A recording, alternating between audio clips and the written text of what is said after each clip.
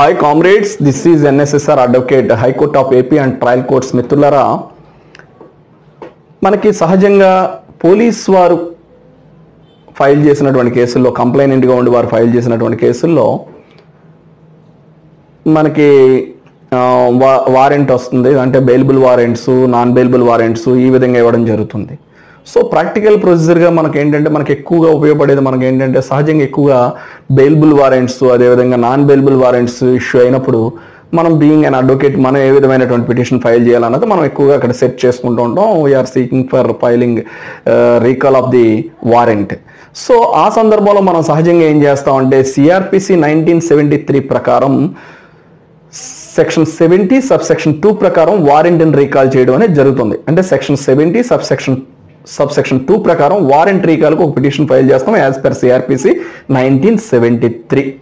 అయితే the BNSS 2023 ప్రకారం అయితే సెక్షన్ 72 సబ్సెక్షన్ 2 ప్రకారం, సెక్షన్ 72 సబ్సెక్షన్ 2 ప్రకారం మనకి ఈ యొక్క వారెంట్ రీకాల్ కోసం మనం పిటిషన్ ఫైల్ చేయాల్సిన అవసరం ఉంది అండర్ బిఎన్ఎస్ఎస్ 2023 సెక్షన్ 72 సబ్సెక్షన్ 2 ప్రకారం. మిత్రులారా, మనకి ఇదే కంపారిజన్ మనం తెలుసుకోవాలి. యాక్చువల్గా ఏంటంటే, మనకి ముఖ్యంగా అవసరం ఏంటంటే, మనం ఎప్పుడన్నా బెయిలబుల్ వారెంట్స్ కానీ నాన్ బెయిలబుల్ వారెంట్స్ కానీ మనకి ఇష్యూ అయినప్పుడు, అంటే ఎక్కువగా సహజంగా ఎప్పుడు ఏ సందర్భంలో ఇష్యూ అవుతాయంటే, ఏదైతే ఎక్యూజ్డ్ ఉంటాడో ఎక్యూజ్డ్ అతను కోర్టుకి హాజరవడం, కోర్టుకి హాజరవనటువంటి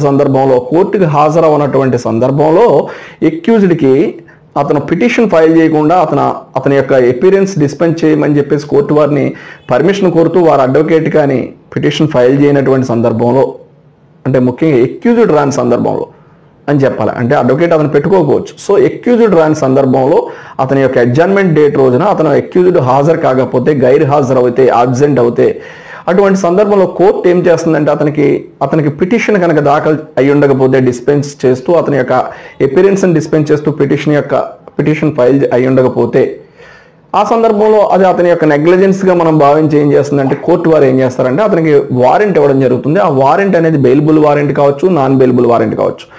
మరి అలాంటి వారెంట్ ఇచ్చినప్పుడు, వారెంట్ ఆఫ్ అరెస్ట్ ఇష్యూ అయినప్పుడు, సో బెయిలబుల్ వారెంట్ కానీ నాన్ బెయిలబుల్ వారెంట్ కానీ ఇష్యూ అయినప్పుడు అటువంటి సందర్భంలో దాన్ని రీకాల్ చేయాల్సినటువంటి బాధ్యత ఆ ఎక్యూజ్డ్, రీకాల్ చేయించుకోవాల్సినటువంటి బాధ్యత ఎక్యూజ్డ్ పై ఉంటుంది. ఆ సందర్భంలో అడ్వకేట్స్ ఏం చేస్తామంటే, సహజంగా 70 సబ్సెక్షన్ 2 ప్రకారం recall of arrest, recall of warrant, arrest వారెంట్ని రీకాల్ చేయమని చెప్పేసి రీకాల్ ఆఫ్ వారెంట్కు మనం ఏం చేస్తామంటే 70 సబ్సెక్షన్ 2 ప్రకారం మనం సిఆర్పిసి ప్రకారం మనం ఏం చేసేవాళ్ళం అంటే ఒక పిటిషన్ దాఖలు చేసి రీకాల్ చేయించుకోవడం జరిగేది. మరి ఎక్కువ డ్యూరేషన్ ఉండి ఆ విధమైనటువంటి అతను ఎక్కువగా అతను కోర్టుకి హాజరవ్వకపోవడం, లేదు చాలా సందర్భాల్లో అతనికి రీకాల్ చేయడం, లేదు చాలా ఎక్కువ సమయం అతను అబ్స్కాండింగ్లో ఉండడం, అతను కోర్టుకి హాజరవ్వకుండా ఉన్న సందర్భంలో ఆ పిటిషన్ కూడా డిస్మిస్ అవ్వడం జరుగుతుంది.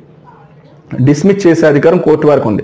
అయితే ఇప్పుడు మనం 70 సబ్సెక్షన్ 2 సిఆర్పిసి ప్రకారం వారెంట్ రీకాల్కి, బెయిలబుల్ వారెంట్ కానీ నాన్ బెయిలబుల్ వారెంట్ కానీ రీకాల్ చేయడానికి సిఆర్పిసిలో భాగంగా మనం 70 సబ్సెక్షన్ 2 ఫైల్ చేయడం జరుగుతుంది. అయితే the BNSS, the Bharatiya Nagarik సురక్షా సంహిత 2023 ప్రకారం 72 సబ్సెక్షన్ 2 ప్రకారం మనం ఈ యొక్క warrant recall, that means bailable warrant కావచ్చు, నాన్ బెయిలబుల్ వారెంట్ కావచ్చు, దాన్ని ఆ ప్రొవిజన్ కింద మనం ఏంటంటే, ఆ సెక్షన్ కింద మనం ఏంటంటే పిటిషన్ దాఖలు చేస్తాం వారెంట్ని రీకాల్ చేయమని చెప్పి కోర్టు వారి ముందు. ఇక్కడ మనం ది బిఎన్ఎస్ఎస్ 2023లో సెక్షన్ 72 సబ్సెక్షన్ 2 అనేది ప్యారలల్ గా మనం అప్లై చేయడం, ఆపరేట్ చేయడం జరుగుతుంది. This is NSSR. If you have any problem please contact 9855 90959.